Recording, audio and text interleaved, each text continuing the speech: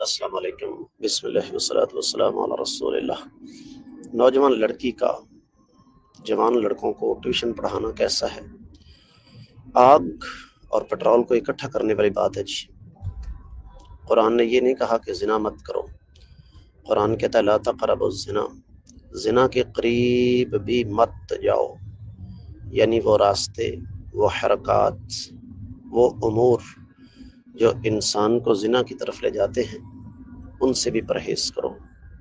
میری آنکھوں کے سامنے ایسی مثالیں موجود ہیں کہ بالکل اسی طریقے سے 9ویں کلاس کے بچوں نے، بلکہ 9ویں کلاس کے بچے نے اپنی ٹیچر کے ساتھ اس انداز سے معاملات کیے کہ دونوں نے بالآخر والدین سے بغاوت کر کے گھر سے بھاگ کر عدالت میں جا کے نکاح کر لیا۔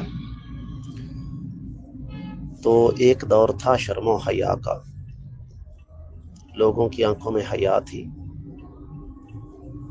اور بچپن سے ہی، چھوٹی عمر سے ہی ایک تربیت ملتی تھی والدین سے، دوسروں کی بہو بیٹی کی عزت کرنا۔